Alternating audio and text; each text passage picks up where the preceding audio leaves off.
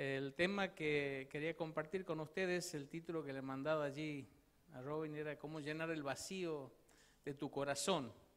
¿Quién puede decir que tiene su corazón completamente lleno? Todos tenemos algunos deseos que no han sido satisfechos, algunos ese vacío es más profundo que en otros, pero todos tenemos deseos que quisiéramos verlos cumplidos y la idea es esta en esta noche de cómo poder llenar ese vacío que hay en nuestro corazón. Yo quería comenzar con una pregunta que la tenemos ahí ya en la pantalla. Si pudieras pedir un deseo y con seguridad, sí o sí, se cumpliría, ¿qué pedirías? Imaginemos que tienes la oportunidad que tuvo alguna vez Salomón, que Dios mismo se les apareció y le dijo, a ver, ¿qué pides? Pídeme y yo te voy a dar. Le estaba preguntando a alguien que es omnipotente, que es soberano, que es infinitamente rico y que podía darle lo que pidiera. Vamos a imaginar que tenemos esta misma oportunidad, que podemos pedir un deseo y se cumpliría. ¿Qué es lo que pedirías? Yo quiero que por un instante lleves y conectes tu mente con tu corazón. ¿Qué es lo que pedirías? Si ahora tuvieras la oportunidad, quiero que lo pienses, que no lo digas. Algunos quizás relacionan su pedido con algo que le está pasando en este momento y que les está haciendo sentir mal o que les está haciendo sufrir. Normalmente nuestros deseos se enfocan en eso. Si tuviéramos un problema de salud en nuestra familia y una enfermedad grave se ha instalado, quizás nuestro deseo sería que esa enfermedad se fuera. Quizás si tenemos algún problema material y estamos pasando por una crisis económica, quisiéramos que pudiéramos conseguir un mejor trabajo, tal vez obtener algún dinero para poder salir de esa crisis. Si estaremos en un conflicto en nuestra familia, entre esposos o con los hijos, quizás nuestro deseo se enfocaría hacia eso. Pero bueno, cada uno atraviesa circunstancias diferentes. Yo quisiera que vos pienses por un instante, si pudieras pedir una cosa y eso se cumpliría, ¿qué pedirías?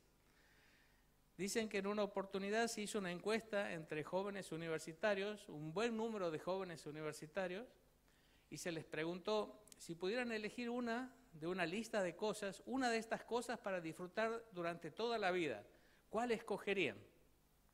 Y se les dio una lista allí de varias cosas y aquellos jóvenes tenían que tomarse un tiempo para pensar bien y dar una respuesta que escogerían.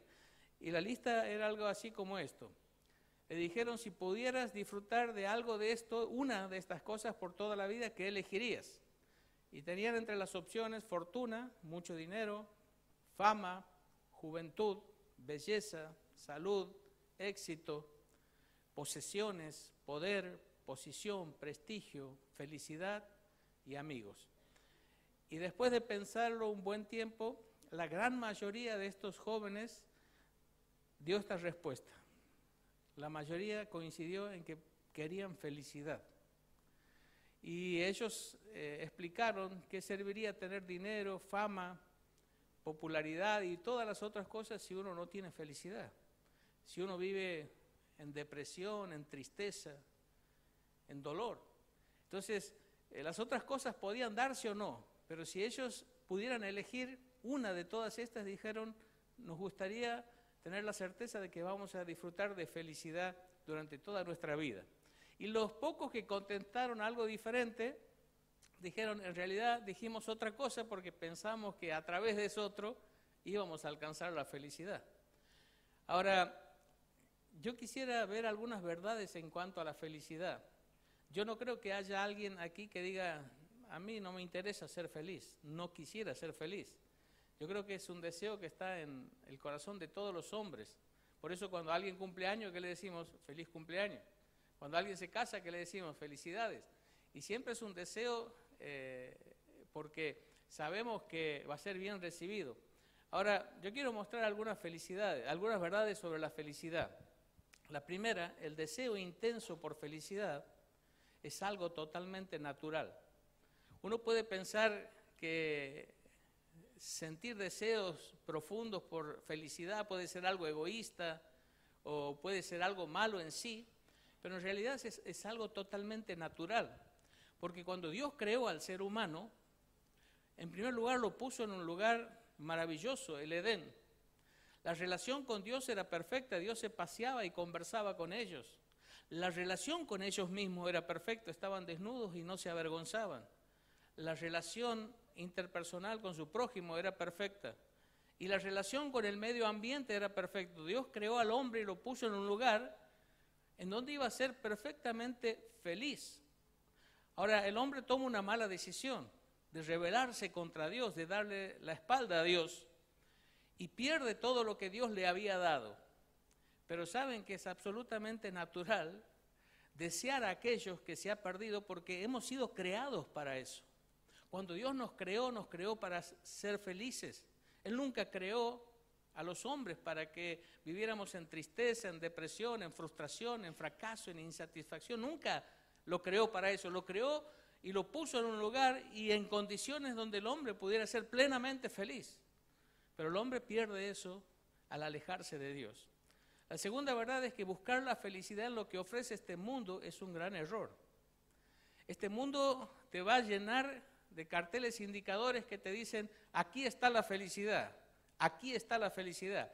Y muchos nos dejamos engañar por esos carteles y por una publicidad bien convincente a través de tantas cosas, y pensamos que el alcohol puede darnos felicidad, que los vicios pueden darnos felicidad, que el sexo puede darnos felicidad, que ciertas relaciones pueden darnos felicidad. Y nosotros nos engañamos pensando que este mundo tiene algo para ofrecernos en lo cual podamos recuperar la felicidad perdida. Es un error. Este mundo no tiene nada para ofrecer. Lo que hemos perdido lo hemos perdido al haber perdido a Dios, al habernos alejado de Dios. Entonces es necio buscar lo que hemos perdido en un lugar en otro. Tenemos que volver al mismo lugar donde lo hemos perdido y volver a nuestra búsqueda allí. Tenemos que volver a Dios. Y la tercera verdad es que es muy común confundir o creer que es lo mismo placer que felicidad. Cuando uno experimenta a través de algo placer, en ese momento uno se siente tan bien, es una experiencia tan agradable, que podemos llegar a confundir ese momento y esa experiencia de placer con la felicidad. Pero son dos cosas diferentes. El placer normalmente es algo efímero, pasajero, momentáneo. Y por lo general, aquello que te produce una cierta sensación de placer, después tienes que pagar un precio muy alto por él. No es lo mismo placer que felicidad. Normalmente cuando confundimos esto, lo que nos pasa es que queremos experimentar nuevamente esa sensación y buscamos eso que la ha producido y volvemos de nuevo, pero ya no sentimos lo mismo. Entonces buscamos que la dosis sea más intensa, más fuerte, y queremos repetirla en menor frecuencia, y de repente aquello que parecía ser lo que nos iba a dar la felicidad se convierte en una adicción, se convierte en algo que nos esclaviza y se convierte en algo que en lugar de darnos felicidad nos da una gran sensación de frustración y fracaso. Entonces, es normal buscar la felicidad, es incorrecto buscarla en este mundo, y no confundas placer por felicidad. Ahora, uno se puede preguntar, ¿dónde puedo encontrar la respuesta a buscar la verdadera felicidad? ¿Quién puede darme las verdades que me ayuden a encontrar la verdadera felicidad? Y no, únicamente Dios puede hacerlo. Buscar fuera de Dios es una búsqueda vana, sin sentido. Si la felicidad se ha perdido cuando nos hemos alejado de Dios, tenemos que volver a Dios para que Él nos indique el camino. Y hay un sermón que el Señor Jesús dio, maravilloso, en donde Él va a introducir este sermón hablando justamente acerca de la felicidad. Y es el sermón que se encuentra en el Evangelio de Mateo, en el capítulo 5, es el Sermón del Monte. Ahora, sin ningún lugar a duda, Jesucristo fue el más extraordinario predicador y orador que pasó por esta tierra. Y Él sabía algo, que cuando Él iba a comenzar un sermón tenía que presentar un tema que esté apuntando a la necesidad de sus oyentes. Entonces, cuando él empieza este sermón, va a repetir en muy pocos versículos, en muy pocas palabras, 9 veces la palabra bienaventurado, bienaventurado, bienaventurado, 9 veces. La palabra bienaventurado significa felices, dichosos, muy dichosos. Ahora, el Señor Jesús sabía que esta era la necesidad que había en el corazón de los hombres y que empezar un sermón repitiendo 9 veces esta palabra iba a captar su atención. Y el Señor Jesús como orador también sabía que los primeros minutos son fundamentales. O capta la atención del público o la pierde totalmente por el resto del mensaje. Entonces, él sabiendo estas cosas, introduce el sermón con la palabra bienaventurado repetida 9 veces.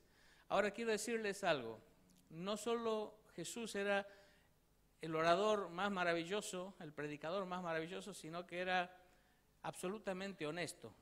Él jamás hubiese generado una expectativa, él jamás hubiese llamado la atención hacia un tema que después él no esté dispuesto a dar las verdades para producir satisfacción a esa expectativa y a eso que aquellos oyentes estaban deseando tan profundamente.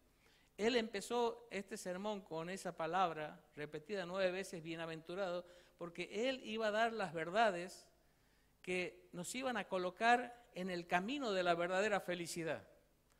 No en el camino de algo que nos promete felicidad para luego dejarnos vacíos y defraudados, sino él da verdades que nos va a parar en el verdadero camino a la felicidad. Y saben que empieza diciendo 9 veces bienaventurado.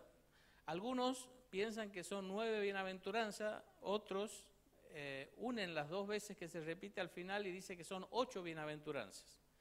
Bueno, pueden ser 8, puede ser 9, no es demasiado importante. Yo quiero enfocarme solamente en las 4 primeras. Recuerden, el Señor Jesús está hablando de algo que nuestro corazón necesita y desea escuchar, y es el Señor Jesús quien nos va a dar las verdades claves que nos van a parar en el verdadero camino hacia la felicidad. Y yo quiero mirar las 4 primeras bienaventuranzas. Después los pastores aquí de la iglesia a lo mejor para seguir en ese camino le quieran dar más adelante las otras 4, pero hoy quiero centrarme solamente en esas 4. Y vamos a empezar con la primera. El Señor Jesús comenzó este sermón diciendo: bienaventurados los pobres en espíritu, porque de ellos es el reino de los cielos. Bienaventurados, felices, dichosos los pobres en espíritu. Esta palabra pobre era la palabra que en el original más fuerte para hablar de pobreza. Estaba hablando de una persona indigente, de una persona que no tenía absolutamente nada y no tenía ni siquiera los recursos para satisfacer ni siquiera sus necesidades más básicas. Una persona absolutamente pobre en todo sentido y sin ninguna capacidad por suplir esa pobreza o para salir de esa pobreza. Y cuando el Señor dice pobre en espíritu, quiere decir que no está hablando de aquellos que eran materialmente pobres, sino está hablando de una realidad espiritual. Y yo quise poner esta bienaventuranza como en una paráfrasis, como en una explicación para que nos sea más comprensible. Lo que el Señor Jesús estaba diciendo era algo así: felices los que comprenden y aceptan su verdadera condición espiritual. Felices los que comprenden y aceptan su verdadera condición espiritual. Porque si hay algo en lo que Dios es claro, es que todos los hombres estamos bajo esta condición de pobreza espiritual. ¿Por qué? Porque lo que empobrece al hombre delante de Dios es el pecado. Es haber ofendido a nuestro Creador. Es haber hecho cosas que han ensuciado nuestro corazón y nuestra alma. Y Dios es claro cuando en la Biblia dice que todos hemos pecado y estamos destituidos de la gloria de Dios, lejos de la presencia de Dios. Que Dios mira este mundo y no encuentra un solo justo que haga el bien y nunca peque. No hay justo, ni siquiera uno. Y todos hemos pecado. Pero el gran problema es que no todos reconocemos nuestra condición espiritual. Muchos piensan que son demasiado buenos. se comparan con otros y piensan que Dios puede tener la misma opinión acerca de ellos que la que ellos tienen de sí mismos, de que no son tan malos, de que en realidad son buenos, porque miran a otras personas que han caído en lo más bajo de la inmoralidad, del pecado, de la perversión, y cuando se comparan con ellos se ven a sí mismos como buenos. Pero Dios dice que no hay bueno ni siquiera uno, que todos hemos pecado, que todos hemos ensuciado nuestro corazón y nuestra alma. Y lo hemos hecho de distintas formas. A veces lo hacemos con nuestras palabras, diciendo mentiras, diciendo groserías, diciendo cosas con las que herimos y dañamos a los demás. A veces lo hacemos con nuestro pensamiento, con pensamientos impuros, con planes impíos. A veces lo hacemos con nuestro corazón, que lo llenamos de orgullo, de egoísmo, de envidia, de rencor, de amargura. O a veces lo hacemos con nuestros pies, cuando vamos a lugares que sabemos que no son lugares donde deberíamos estar, que no agradan a Dios, o quizás con nuestras manos. ¿Cuántas veces nuestras manos no han hecho cosas que sabemos no debíamos hacer? Y aquel Dios que conoce tus pensamientos, que conoce tus palabras, que conoce tus hechos y tus acciones, Él dice, todos han pecado. Y el pecado ha generado una deuda para con Dios que nos es imposible de pagar. No tenemos manera de remediar la tremenda deuda que hemos generado para con Dios por causa de nuestro pecado. Por eso el Señor Jesús dice, bienaventurados los que son pobres en espíritu, los que se dan cuenta de que tienen un tremendo problema, que han generado una tremenda deuda para con Dios y que no tienen manera de pagarla y de arreglar y de solucionar ese tema. Ahora, todos tenemos este problema, pero Dios dice, tienes que reconocerlo. Saben que cuando uno tiene un problema, el primer paso que tiene que dar para encontrar una solución es reconocer su problema. Mientras nosotros negamos el problema, es muy difícil que en algún momento se produzca la solución o la salida. Necesitamos reconocer, y cuando Jesús dijo, bienaventurados los pobres en espíritu, estaba diciendo, bienaventurados los que comprenden y aceptan su verdadera condición espiritual, que han pecado contra su Creador, que han manchado su alma, su corazón, y que no tienen la posibilidad en sus propias manos de dar solución a este problema. La segunda bienaventuranza es, bienaventurados los que lloran, porque ellos recibirán consolación. Y el llanto es una expresión de tristeza, es una expresión de dolor, es una expresión de angustia. Es interesante cómo el Señor Jesús presenta este sermón porque es totalmente contrario a lo que este mundo nos va a decir. Porque este mundo va a decir, no, bienaventurados los pobres, bienaventurados los ricos, los que tienen abundancia, los que les sobra todo. Pero Jesús dijo, bienaventurados los pobres. Y este mundo va a decir, bienaventurados los que ríen, los que se divierten, los que la pasan bien. Y Jesús va a decir, bienaventurados los que lloran. Un mensaje totalmente contracultural. Ahora, ¿cómo podemos parafrasear esta segunda bienaventuranza para entenderla mejor? Bueno, así. Felices los que comprenden las consecuencias de haber ofendido a Dios y les duele, les importa. Saben que muchas personas se reconocen pecadoras, se reconocen hacedores de ciertas maldades y cosas que no deberían haber hecho, pero no le dan demasiada importancia. A veces, excusándose en esa frase, y bueno, ¿quién no ha pecado? Todos lo hacemos, todos tenemos culpa, ¿quién puede arrojar la primera piedra? Y diciendo, bueno, si lo hacemos todo, no es algo que esté tan mal. Pero no es la forma en que Dios presenta estas cosas. Dice, felices los que comprenden la consecuencia de haber ofendido a Dios y les duele. Primero tenemos que entender que toda maldad, todo pecado, en primer lugar, ofende a un Dios infinitamente santo, justo y bueno. Y tenemos que entender que cada pecado es como escupir en la cara al mismo Dios, a nuestro Creador. Un Dios que se merece todo respeto, todo honor, toda reverencia. Sin embargo, nosotros pecamos y pensamos que no es algo importante. Hemos ofendido a un Dios santo, a un Dios justo, a un Dios ante el cual un día vamos a tener que dar cuenta de nuestras acciones. Pero no solo nos debería doler por a quién hemos ofendido, a quién le hemos fallado, sino por las consecuencias del pecado. Si hay algo en lo cual Dios es absolutamente claro, es que el pecado tiene consecuencias. Que el haber hecho cosas que deshonran a Dios, que quebrantan la ley moral de Dios, tiene consecuencias. Y Dios es claro en cuanto a las consecuencias. Dice, la paga del pecado es muerte.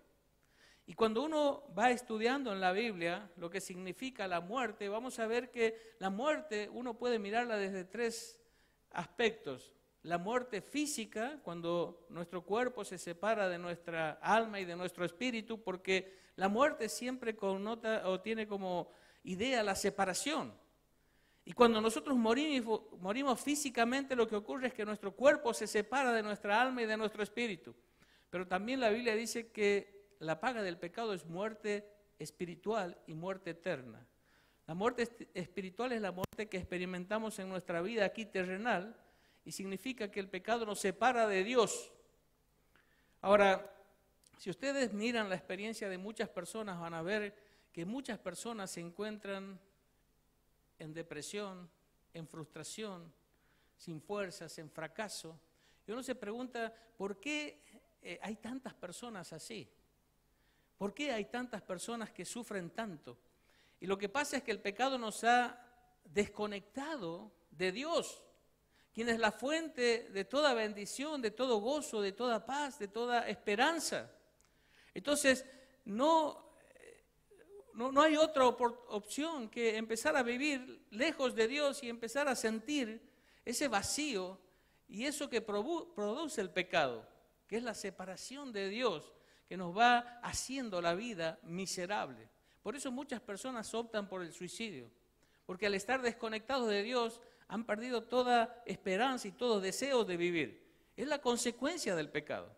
Pero también dice la Escritura que el pecado produce muerte eterna y es la separación para siempre de Dios si nosotros dejamos este mundo sin haber arreglado cuentas con Dios. Tenemos hasta el último segundo de nuestra vida aquí en la tierra para arreglar nuestra situación con Dios.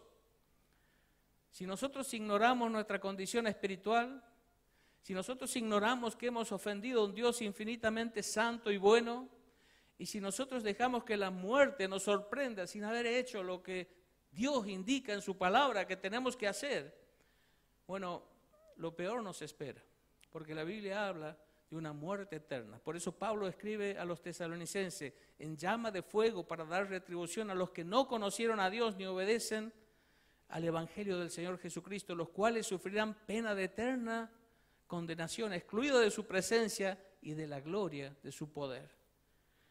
Pero vamos a la tercera bienaventuranza y dice, bienaventurados los mansos. Y los mansos, aquí no tiene la idea de alguien tímido, de alguien introvertido, de alguien que nunca habla, que nunca reacciona, sino tiene la idea de cómo se amansaba a un caballo. Un animal salvaje, lleno de fuerza, de bríos, pero que después de trabajar con él y amansarlo, no pierde su fuerza, no pierde sus habilidades, no pierde su poder, pero ahora está sujeto a las órdenes de su amo. Bueno, la mansedumbre significa eso, fuerza bajo control. Y parafraseando esta bienaventuranza podemos decir, felices los que comprenden que hay que hacer las cosas a la manera de Dios. Normalmente, nosotros queremos hacer las cosas a nuestra manera. Y muchos han comprendido su situación de pecado, muchos han comprendido que eso les va a traer consecuencias negativas a sus vidas, pero dicen, no, yo voy a arreglar esto a mi manera. Y algunos quieren solucionar su problema de pecado a través de una religión. No, yo voy a buscar una buena religión, me voy a sujetar a ella, voy a hacer todo lo que me dicen y voy a arreglar mi problema de pecado. Pero Dios dice, no es esa la solución, no ese es el camino. Ninguna religión en este mundo tiene el poder de salvar ni siquiera un alma. Otros dicen, no, yo lo voy a arreglar por medio de mis acciones buenas, voy a hacer buenas obras. Y entonces piensan, si yo logro hacer la suficiente cantidad de buenas obras, bueno, mis obras malas van a quedar automáticamente borradas y todo se va a solucionar. Otro camino totalmente engañoso. Por eso dice Proverbio, hay caminos que al hombre parecen rectos, pero su fin es un camino de muerte. Cuando lo analizo desde mi lógica humana, digo, no, este tiene que ser un camino bueno, correcto. Yo lo analizo y lo veo y me parece un buen camino. Pero Dios dice, no es un buen camino, no te va a llevar al destino al que quieres llegar. Ahora, cuando uno le dice a Dios, Dios, reconozco que he pecado contra ti, que te he fallado. Reconozco que esto va a traer consecuencias terribles a mi vida. Pero quiero que me digas, ¿cuál es tu manera? ¿Cuál es la forma en que yo puedo encontrar la solución a todo lo que estoy enfrentando? Y saben que cuando nosotros le hacemos esta pregunta a Dios de corazón, Él nos indica claramente que la solución se encuentra en Jesús y que la solución se encuentra en la cruz. No en una religión, no en tus obras, no en tu moral, no es en los esfuerzos que vos puedas hacer, sino en aquello que hizo Dios por medio de su Hijo Jesucristo en la cruz. Y Dios dice, mi manera es que yo he enviado a mi Hijo a este mundo a buscar y a salvar lo que se había perdido. Mi manera es que yo tomé el pecado de los hombres y lo puse sobre las espaldas de Jesucristo, y que la ira y el castigo que se debería derramar sobre los hombres y mujeres pecadores de este mundo se derramó sobre mi Hijo. Mi manera es la cruz, mi manera es Jesús. Mi manera es esa sangre preciosa derramada, porque ella tiene poder de limpiar el pecado y todos los pecados del corazón de los hombres, y la sangre de Cristo es el precio de nuestra salvación. Es el precio. Éramos pobres, no podíamos pagar, pero Cristo con su sangre pagó nuestra deuda. Y cuando uno va a Dios y le dice, Dios, yo quiero hacer las cosas a tu manera, bueno, mi manera es Cristo, dice Él, porque Él murió por tus pecados, porque Él derramó su sangre, porque Él llevó el castigo que vos merecías en la cruz, y porque Él resucitó al tercer día de entre los muertos, y Él venció, y Él está vivo, y Él es el único camino que nos puede llevar a Dios. Saben que la manera de Dios es Cristo, es la cruz, es la sangre, es la victoria de Cristo a través de la resurrección, y no hay otro camino, no hay otra forma, pero en Él hay absoluto perdón, hay absoluta salvación, hay un seguro escape del infierno y una promesa maravillosa en Cristo, que a través de Él podemos llegar un día al cielo. Por eso es que Cristo nos coloca en el verdadero camino de la felicidad, porque cuando conocemos a Dios y vamos a Dios por el camino correcto, vamos a tener a Dios como nuestro Padre. Vamos a tener a Dios como quien nos va a acompañar, quien nos va a cuidar, quien va a proveer. Y aunque nunca prometió que este camino va a ser la plena felicidad que nuestro corazón anhela y reclama, Él dice que nos coloca en el camino donde algún día vamos a llegar a esa perfecta felicidad cuando lleguemos al cielo. Pero a través del camino trazado por Dios, que es Cristo. El único que puede llevarnos de regreso al lugar donde lo perdimos todo, a Dios. Fuera de Dios no hay nada. Los carteles que este mundo te coloca al frente son engañosos. Es para entretenerte, es para distraerte, para que no encuentres el verdadero camino, porque detrás de este mundo está el diablo, que es el príncipe de este mundo, tratándote de confundir, tratándote de hacer perder el tiempo para que no tengas un verdadero encuentro con Dios. Porque sabe que si conoces a Dios, tu vida va a ser transformada y tu vida va a ser usada para que otras vidas sean transformadas. Entonces Él va a tratar de engañarte. Pero Dios deja su palabra para que no seas engañado. Esa es la verdad, y la verdad te hace libre. La cuarta bienaventuranza y la última que vamos a ver, dice, bienaventurados los que tienen hambre y sed de justicia, porque ellos serán saciados. El hambre y la sed es un deseo intenso desde lo más profundo de nuestro ser que no puede quedar sin ser satisfecho. Molesta, duele, incomoda, y desde adentro nos dice, busca hacer algo para aliviar esto. Hambre y sed, pero hambre y sed de justicia. Y parafraseando esto dice, felices los que comprenden que si desean saciar la sed de perdón y salvación, hoy es el día. Hoy es el día. No es mañana, no es de aquí unas horas, es ahora. Porque Dios, el soberano, ha propiciado esta reunión, este tiempo, para que vos puedas estar aquí, para que este mensaje pueda ser proclamado y para que vos tengas una oportunidad que podría no repetirse nunca.